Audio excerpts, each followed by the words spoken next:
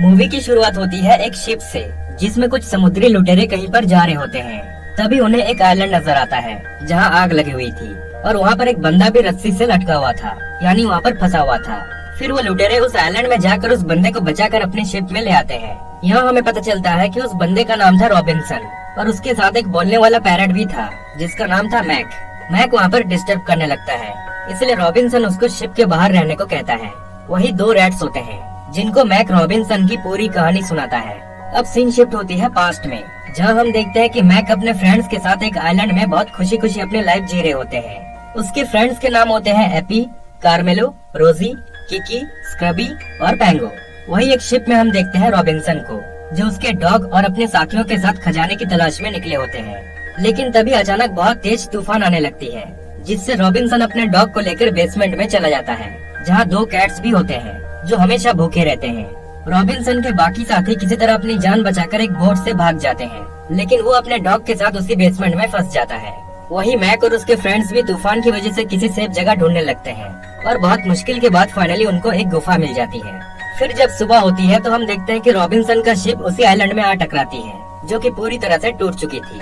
उसके बाद रॉबिन्सन अपने डॉग के साथ शिप से निकलकर आइलैंड में आता है।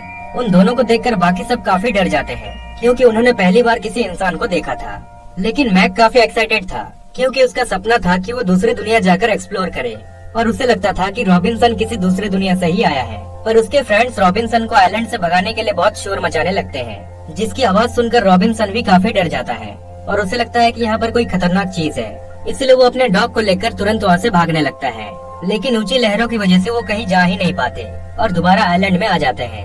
अब उनके पास और कोई ऑप्शन नहीं था, इसलिए अपने शिप में किसी तरह वो दोनों रात काट लेते हैं। फिर अगली सुबह रॉबिन्सन शिप से जरूरी सामानों को एक एक करके आइलैंड में ला रहा था। वही मैक और उसके फ्रेंड्स छुप कर उसको देख रहे थे। वो सभी जानना चाहते थे कि रॉबिन्सन आखिर कर क्या रहा है। यही हम देखते हैं वो दोनों कैट्स को, जो कि रॉबिन्सन के शिप के बेसमेंट में थे, वो भी किसी तरह उस तूफान से बच गए थे और इसी आइलैंड में आकर छुपे थे। अब जैसे कि वो हमेशा भूखे रहते हैं, इसलिए उनका प्लान था कि मैक और उसके फ्रेंड्स का शिकार करके उनको खाना। दूसरी ओर रॉबिन्सन को शिप में एक गन मिलती है, जिससे वो शूटिंग की प्रैक्टिस करने लगता है। फिर कुछ टाइम के बाद वो अपने डॉग के साथ जंगल में शिकार करने जाता है। सामने उसे रोजी मिलती है, पर उसे उसके ऊपर दया आ जाती है, इसलिए वो उसको नहीं मारता और वहाँ से भगा देता है। फिर वो अपने डॉग के साथ मछली पकड़ने जाते हैं। उसके बाद हम देखते हैं कि वो दोनों कैट्स मैक को पकड़ लेते हैं और उसको खाने की कोशिश करते हैं।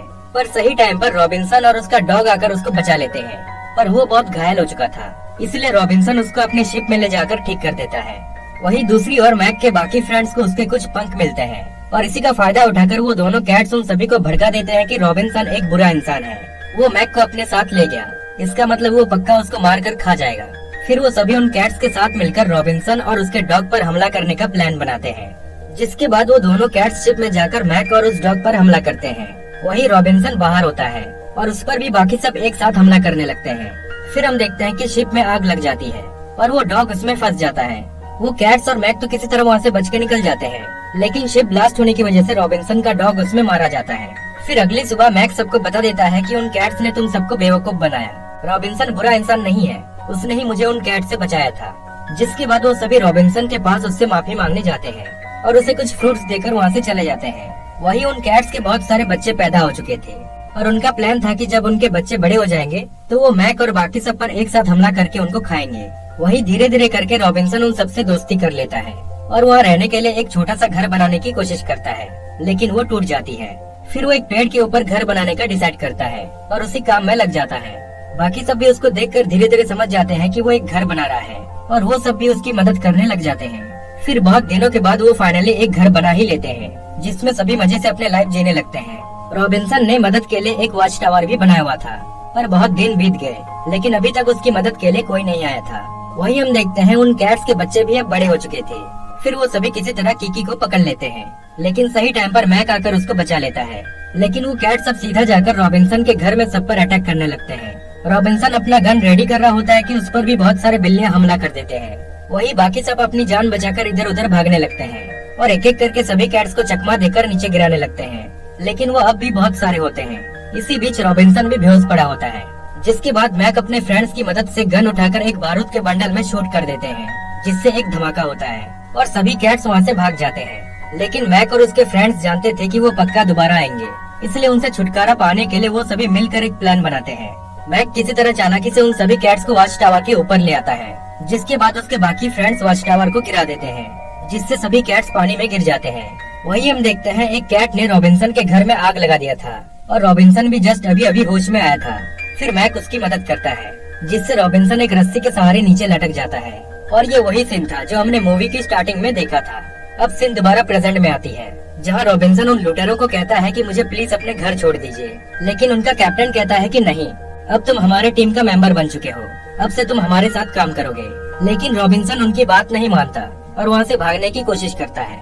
वही एक छोटे से रैफ्ट में कुछ कैट्स अभी भी बचे हुए थे, जो उसी शिप की ओर जाने लगते हैं। तभी रॉबिन्सन भी किसी तरह उस रैफ्ट के ऊपर आ गिरता है और दोबारा उस आइलैंड की ओर जाने लगता है, जिसके बाद उनका कैप्टन भी कहता है कि जाने दो उसको, वैसे भी उस आइलैंड में जंगली जानवर उसको खा जाएंगे, वो ज्यादा दिन तक नहीं बचने वाला। फिर रॉबिन्सन उस आइलैंड में चला जाता है और डिसाइड करता है कि अब से वो उसी आइलैंड में सबके साथ रहेगा, जिसके बाद वो सभी खुशी खुशी वहाँ रहने लगते हैं। और इसी तरह ये मूवी यहीं पर एंड हो जाती है। सो आई होप गाइस कि आपको ये पूरी स्टोरी समझ में आई होगी, और अगर आपको ये वीडियो अच्छी लगी तो एक लाइक कर देना, और ऐसे ही और भी वीडियोस देखने के लिए चैनल को सब्सक्राइब कर सकते हैं। ओके, तब तक के लिए बाय बाय।